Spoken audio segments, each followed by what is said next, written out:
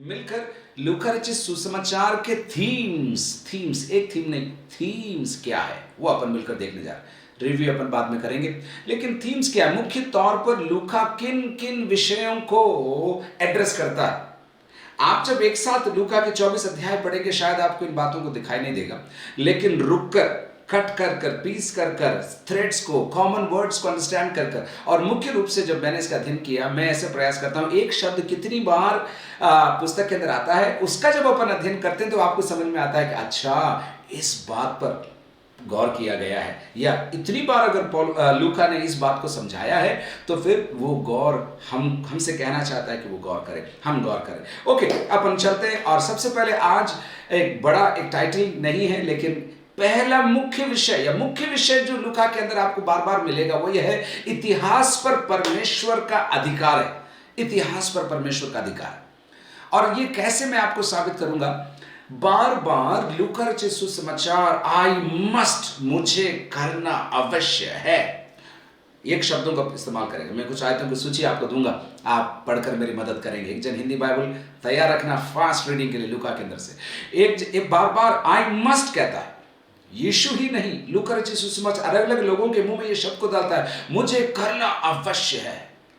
अरे राजा कोई भी हो, लोग कोई भी हो, विरोध कितना भी हो, मुझे करना है तो करना है। ये मेरे हट या मेरी जिद की बात नहीं है, लेकिन मेरा परमेश्वर इतिहास के ऊपर राजा है, इसलिए मुझे ये करना है। न केवल इतना, आई मस्ट, या और एक और शब्द का प्रयोग करता हुआ इट इज नेसेसरी, मुझे जरूरी है या अवश्य है, उस बात का प्रयोग करता है, शब्द का प्रयोग करता है। एक और शब्द जो इसी से जुड़ा हुआ है, टुडे, आज आज आज।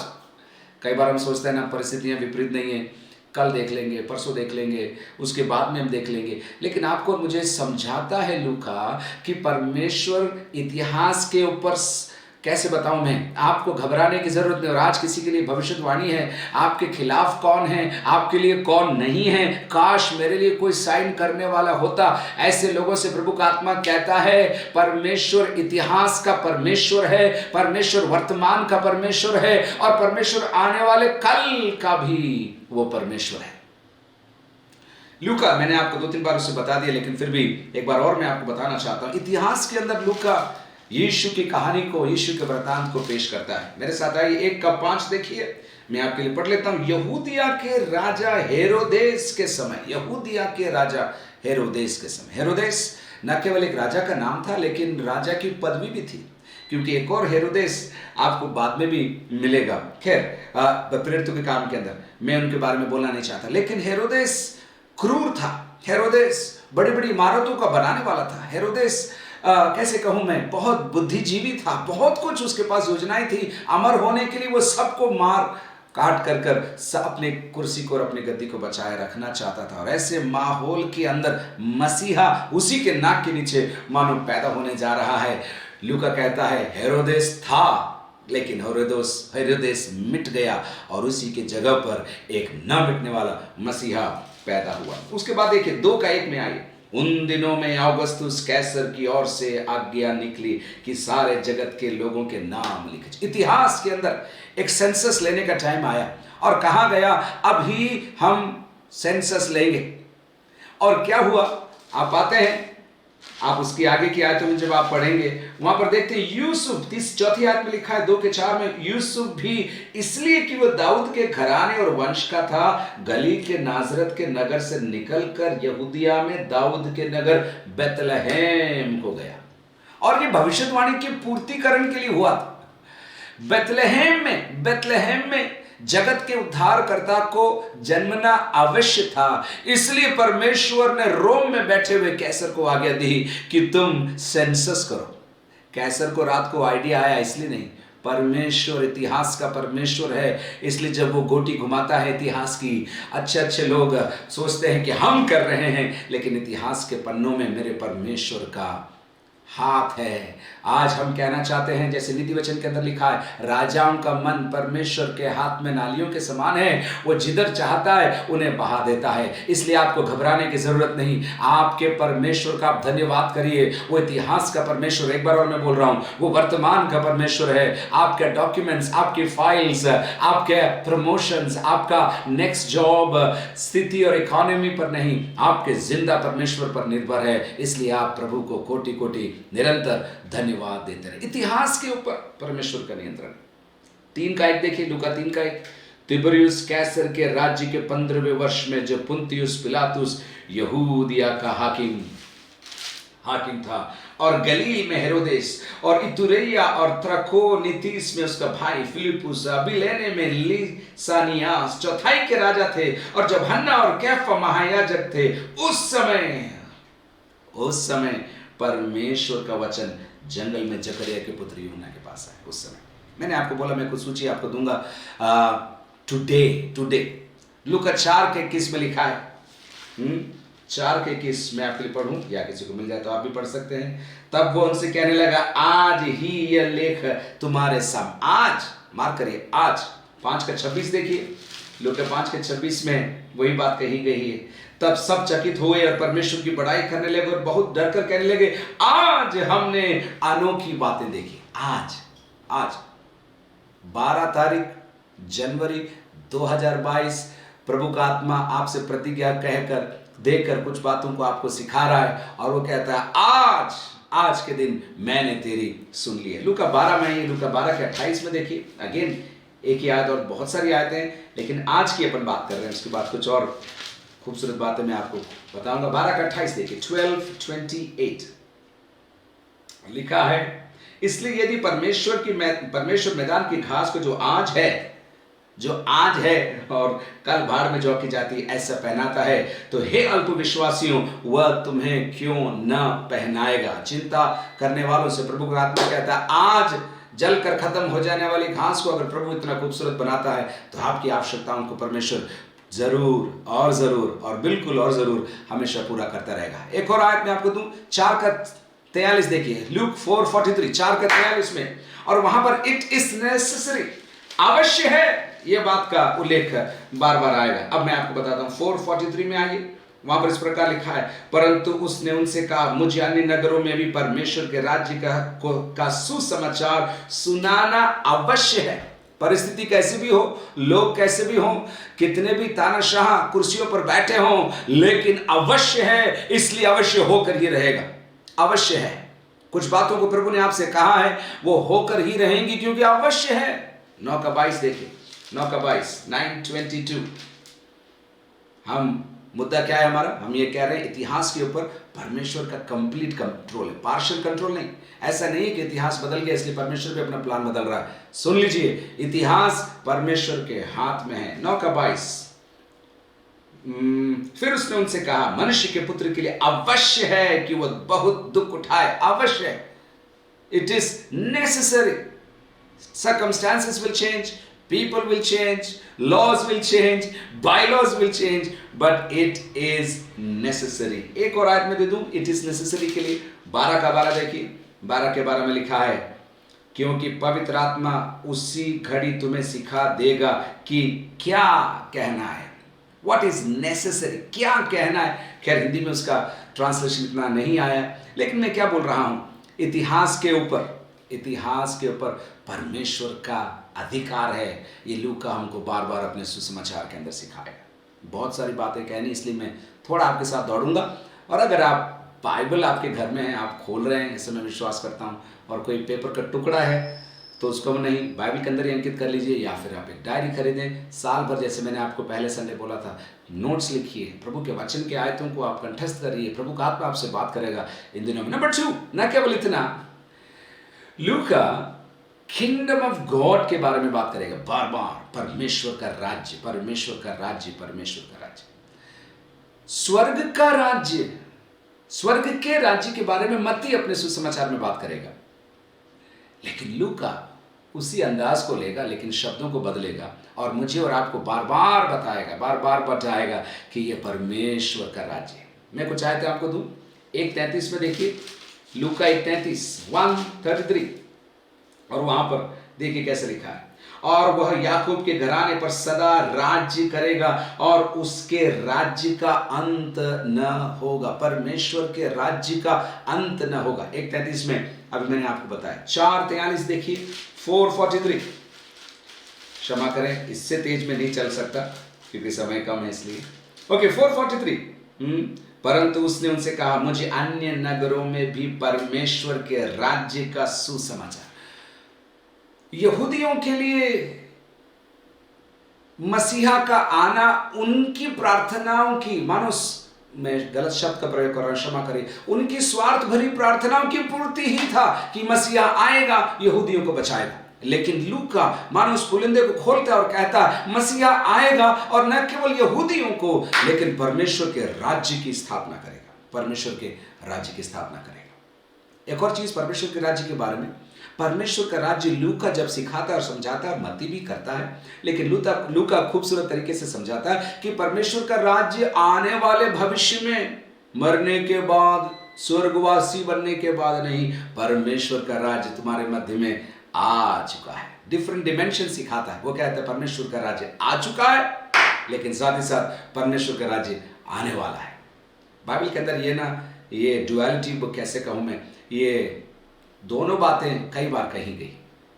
उदाहरण के लिए पौलुस कहता है तुम पवित्र किए गए हो, पहला कुरिन्थियों को कहता है, कुरिन्थ के विश्वासियों को तुम पवित्र किए गए हो, लेकिन साथ ही साथ कहता है तुम पवित्र किए जाओगे। अरे भाई ऐसे कैसे?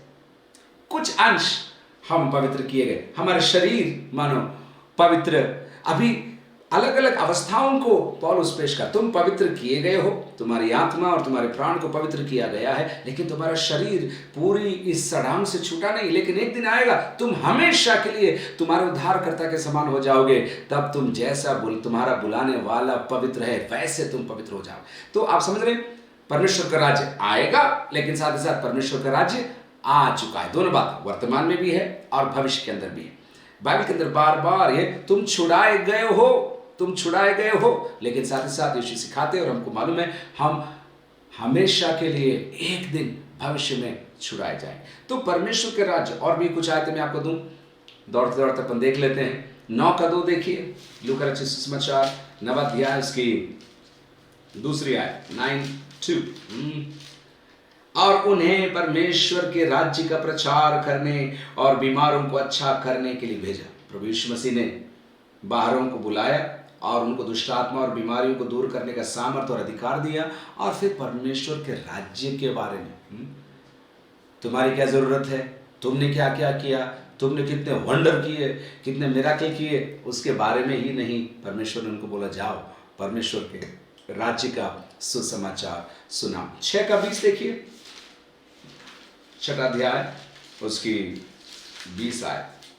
तब उसने अपने चेलों की ओर देखकर कहा, धन्य हो तुम जो दीन हो। दीन शब्द है ना, पुअर, जो इंग्लिश में यूज किया गया, उसके बारे पर हम आगे देखेंगे अगर समय है तो।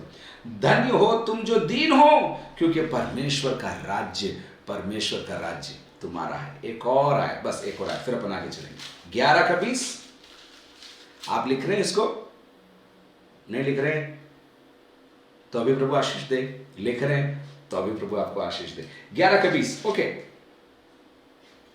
परंतु यदि मैं परमेश्वर की सामर्थ्य से दुष्टात्माओं को निकालता हूं, तो परमेश्वर का राज्य तुम्हारे पास आ पहुंचा है। वही बात है, वर्तमान भविष्य, वर्तमान भविष्य, वर्तमान भविष्य, दोनों एक साथ विश्वासियों के लिए। वे वर्तमान में रहते हैं, सुन लीजिए, उसका सारांश इस प्रकार है, विश्वासी वर्तमान में रहता है लेकिन भविष्य उसके लिए खुला हुआ है।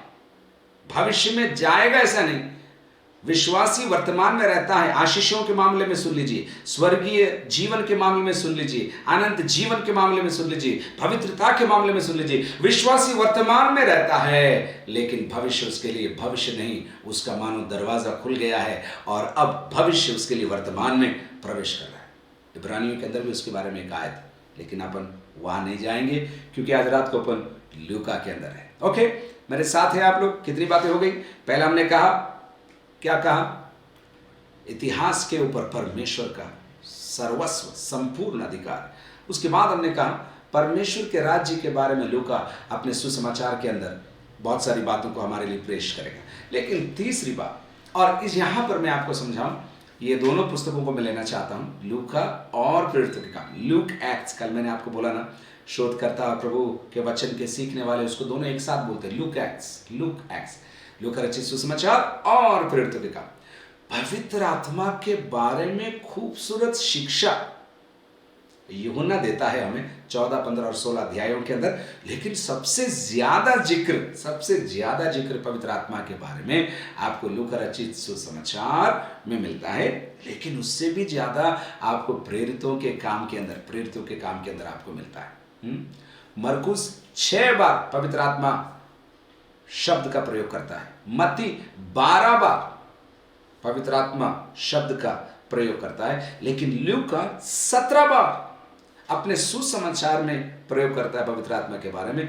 और फिर प्रेरितों के काम, तो जैसे हमने पहले सीखा है, उसका नाम ही हम बदल सकते हैं और कह सकते हैं पवित्र आत्मा के काम। नहीं, उसके अंदर सारे काम पवित्र आत्मा द्वारा नियंत्रित होते हैं।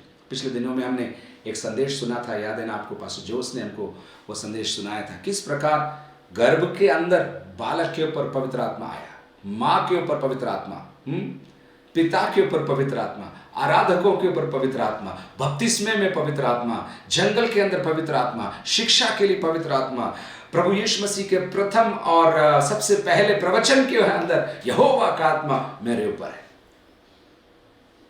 और लूका 24:49 में अपने सुसमाचार को अंत करते करते प्रॉमिस ऑफ द फादर, मैं उस शब्द को बहुत पसंद करता हूँ, पिता की प्रतिज्ञा।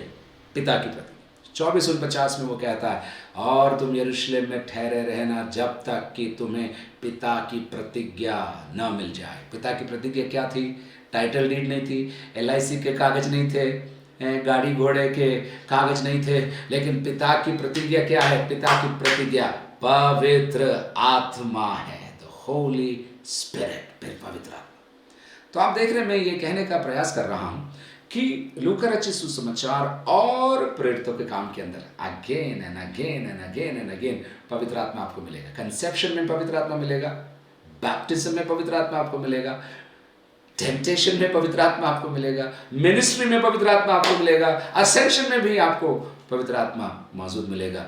और अगर आप बराबर अध्ययन करें तो आपको मालूम पड़ेगा रिजरेक्शन के अंदर भी पवित्र आत्मा है। खैर वो काम पौलुस का है, लूका का नहीं है, इसलिए हम वो से भी हम छोड़ रहे हैं। मेरे साथ हैं तो अंगूठा दिखाइए, नो लिखिए, एग्जिट, इन, कुछ ना कुछ करिए, कुछ तो करो।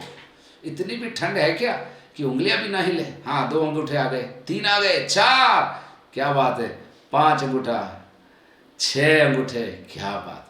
पुराने ज़माने में अंगूठा दिखाना बुरा मानते थे, आजकल अंगूठा न दिखाओ तो बुरा मान रहे हैं ना। क्या क्या बदल रहा है, क्या बताऊं मैं आपको। ओके, अपन आगे चलते हैं। इतना ही नहीं, पवित्र आत्मा यीशु मसीह the central figure of the gospel of Luke. यीशु मसीह सुसमाचार का केंद्र बिंदु है, चारों सुसमाचार में है। वो तो मैं आपको बता देता हूँ, ऐसे कोई स्पेशल नहीं है। लूका केवल लूका यीशु मसीह के बारे में बोल रहा है, ऐसा नहीं। सुसमाचार, मैंने फर्स्ट डे आपको बोला, सुसमाचार चारों पुस्तकें यीशु पर केंद्रित है। लेकिन आप जब लूका रचित सुसमाचार का अध्ययन करते हैं, क्रिस्टोलॉजी बोलते हैं, क्रिस्टोलॉजी मतलब केवल यीशु केंद्रित ईश्वर विज्ञान। इतनी खूबसूरत तरीके से लूका अलग अलग टाइटल्स का, आप सिर्फ जितने टाइटल यीशु के बारे में देता है, यीशु के लिए जो उपमाएं जो लूका प्रयोग करता है, अगर उसी को एक लिस्ट बना ले आप, मैंने बनाया, समय नहीं इसलिए अपन ये सब खोल नहीं सकते, आप सिर्फ वो लिस्ट बना लेना, आप अचंभित हो जाएंगे कितने अलग अलग नामों से लूका प्रभु यीशु मसीह को संबोधित करता है। एक बार बोल दूं आपके लिए, तैयार है आप सुनने के लिए? मैं एक ही आयत आपको देता हूं, उसमें मेरे साथ आइए। 2:11 देखिए, अगर मैं सही हूं तो यस, 2:11, लूका रचित सुसमाचार 2 अध्याय उसकी 11 आयत में क्या लिखा है देखिए। लूका 2:11, आज दाऊद के नगर में तुम्हारे लिए एक उद्धार करता जन्मा है, यही मसीह प्रभु है। 3 शब्द यीशु के लिए पर्याय अगर अपन कहें, 3 शब्द, 2 का 11 कितने हो गए? 3 शब्द। कौन कौन से? हालेलुया, प्रेज द लॉर्ड, आमीन। नहीं, 3 शब्द कौन से?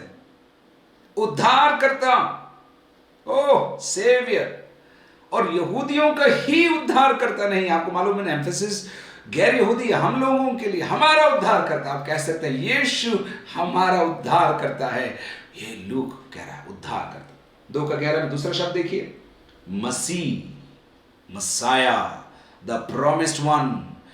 अभी इलेक्शंस आ रहे हैं, कई राज्यों में वहां पर पोस्टर निकलेंगे, गरीबों का मसीहा, इलेक्शन से पहले। और इलेक्शन के बाद अगर जीत जाए तो गायब हो जाएगा, ना जीते तो अंडरग्राउंड हो जाएगा, गरीबों का मसीहा। लेकिन यीशु मसीहा, ये जो शब्द मसीहा, मसाया, द अवेटेड वन, जिसका हमें इंतजार था, जो काया पलट देगा, जो दिन को रात और रात को दिन कर देगा, मसीहा। यहूदी लोग इंतजार कर रहे थे, कहीं ना कहीं हम भी इंतजार करते, कोई आएगा और हमें बचा लेगा। मेरे प्रियो, आ गया है, उसका नाम यीशु है, वो मसीहा है। लेकिन लूका 3 शब्द कह रहा है ना वहां पर, 2 का 11 मिला आपको? मिला कि नहीं मिला? 84 में, पेज नंबर 84, आज दाऊद के नगर में तुम्हारे लिए उद्धार करता जन्मा। उद्धार करता जो मसीह, और फिर कौन? प्रभु, लॉर्ड, क्यूरियस, मेरा प्रभु, मैं उसके अधीन, वो मेरा स्वामी, मैं उसका गुलाम, मैं उसका बंदा, मैं उसकी बंदी। प्रभु, जब आप प्रभु कहते हैं ना, बहुत सोचकर आपको प्रभु कहना है, क्योंकि ऐसा हो नहीं सकता कि आप प्रभु कहें और फिर अपनी मनमानी करें। ये तो वही बात हो गई, आप नौकरी एक ऑफिस में कर रहे हैं और आप कह रहे हैं मैं फलाने ऑफिस का स्टाफ हूं, और आपने ऑफिस में प्रवेश किया और ऑफिस में जो मैनेजर ने आपको बोला वो नहीं किया, आपको जो मन मर्जी पड़ी वो करा। 3 दिन करा, 4 दिन करा, 6 दिन करा, मैं तो स्टाफ हूं, मैं तो स्टाफ हूं, अरे हूं मैं स्टाफ। स्टाफ बोलने से कुछ नहीं होगा। आप उस डिपार्टमेंट में काम कर रहे हैं क्या? आप उस डिपार्टमेंट के अधिकारियों की सुन रहे हैं क्या? आप उनके अधीन हैं क्या? आपके काम से मालूम पड़ रहा है कि आप उनके? प्रभु भी कुछ यही संदेश हमें लेकर आता है। खैर, प्रचार नहीं, ये स्टडी, इसलिए मैं अपने आप को कंट्रोल कर रहा हूं, है ना? ओके, कितने शब्द हो गए? उद्धारकर्ता, मसीह, प्रभु। इतना ही नहीं, प्रोफेट जीसस, भविष्यद्वक्ता।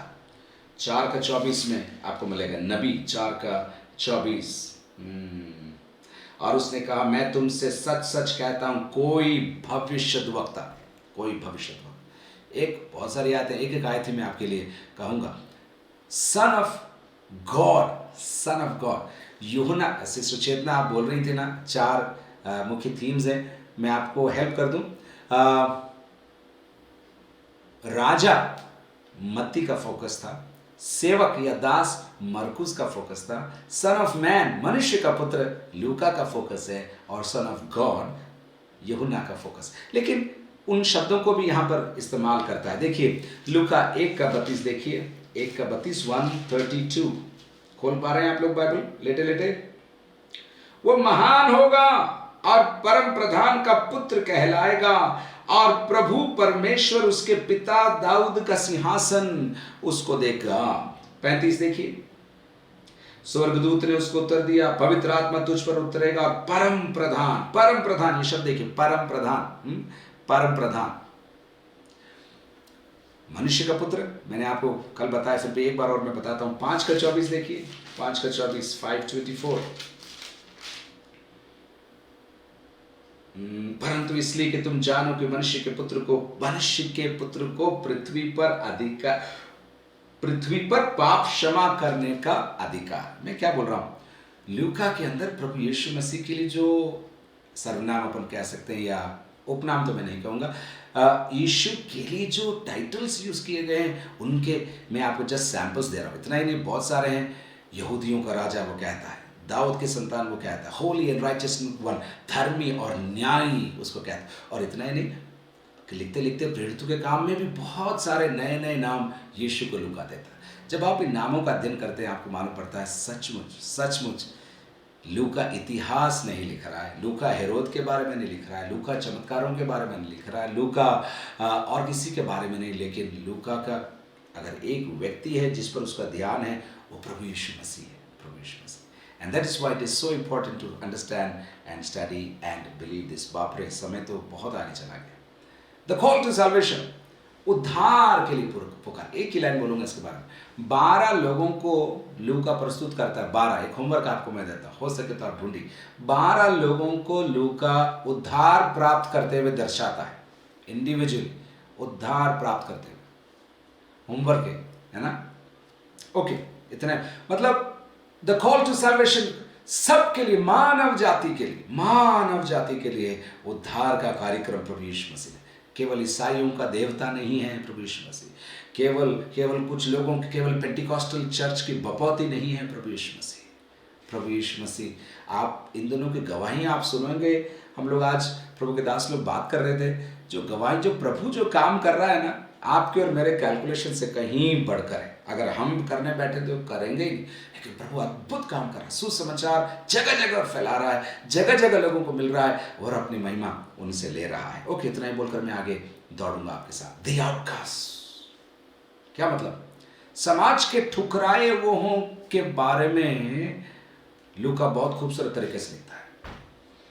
यहूदी परंपरा के अंदर स्त्रियों को कोई जगह नहीं दी जाती थी, उनकी गिनती ही नहीं होती थी।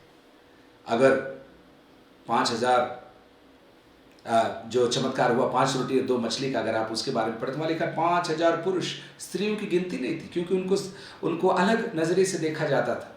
उतना ही नहीं, कोढ़ी वो लोग हमेशा शहर के बाहर रहते थे, उनको शहर के अंदर प्रवेश नहीं था।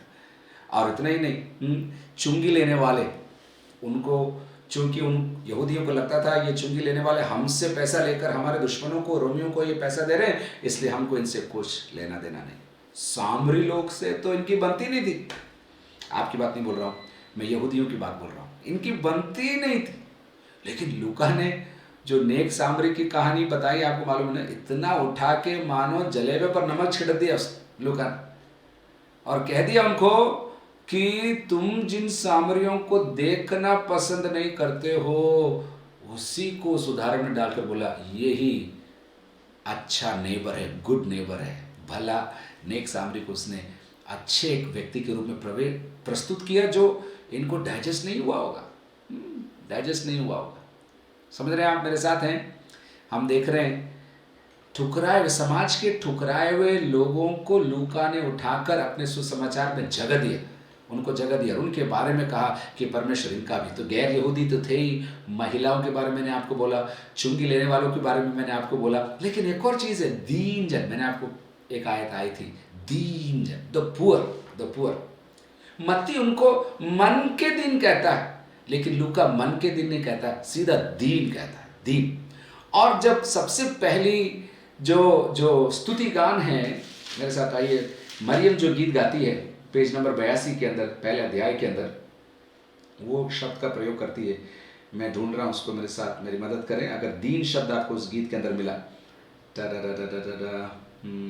हाँ, 148 वहाँ लिखा है, क्योंकि उसने अपने दासी की दीनता पर दृष्टि की है। 52 में वो कहती है अपने गीत के अंदर, उसने बलवानों को उनके सिंहासनों से गिरा दिया और दीनों को ऊंचा कर दिया, दीन जन, द पुअर।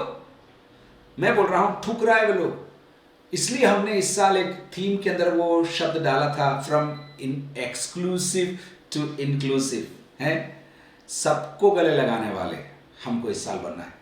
तो चाहे बीमार हो, चाहे कोढ़ी हो, चाहे कमज़ोर हो, चाहे महिला वर्ग हो, चाहे समाज जिनको वजूद नहीं देता ऐसे लोग हों, उनके लिए भी हमको प्रार्थना कर कर उनको समाज में उठते हुए देखना। एक सच्चाई में आपको कटु सच्चाई बोलना चाहता हूँ, कई बार मसीह यीशु के अनुयायियों का विरोध इसलिए होता है कि वह समाज के सब वर्ग को ऊंचा उठाने का प्रयास करते हैं। हमारा मैंडेट यही, हमको हमारे प्रभु ने कहा है सबसे प्रेम करो, सबको पढ़ाओ, सबको उठाओ, सबकी चिंता करो, जब ये चीज़ें बाहर निकलती हैं लोगों को कंपकपी हो जाती है। आज ही नहीं, ये 2000 साल से सिलसिला जारी है। ओके, अपन आगे चल रहे हैं, समय भाग रहा है इसलिए अपन भी दौड़ रहे हैं उसके साथ साथ। पोजेशंस, उफ उफ उफ उफ। लूका धन संपत्ति के बारे में ऐसा लगता है उसको इससे एलर्जी, लूका को बार बार धन संपत्ति के बारे में कहेगा।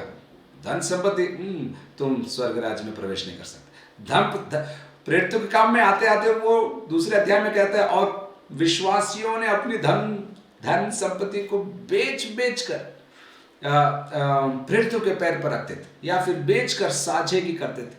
इतनी आयतें हैं मनी को लेकर, धन संपत्ति को लेकर, यू विल बी सरप्राइज्ड। इतने खूबसूरत तरीके से लूका धन संपत्ति के विषय में शिक्षा मुझे और आपको प्रदान करता है। It is important that we understand, इस बात को हम समझ सकें, ये बहुत जरूरी है। मैं 2-3 आयतें आपको दूं। 8 अध्याय में आइए, 14 आयत। जो झाड़ियों में गिरा ये वे हैं जो सुनते हैं पर आगे चलकर चिंता और धन और जीवन के सुख विलास में फंस जाते हैं और उनका फल नहीं पकता। अधिकांश समय पर धन संपत्ति को नेगेटिव, मुझे ध्यान से कहना पड़ेगा जो मैं बोल रहा हूं, उसने पॉजिटिव लाइट में लूका ने नहीं डाला, सकारात्मक रूप में उसने पेश नहीं किया। एक और आयत देखिए, 12:13 देखिए। फिर भीड़ में से एक ने उससे कहा, हे गुरु, मेरे भाई से कह कि पिता की संपत्ति मेरे साथ बांट ले। उसने उससे कहा, हे मनुष्य, किसने मुझे तुम्हारा न्यायी बांटने वाले नियुक्त किया है?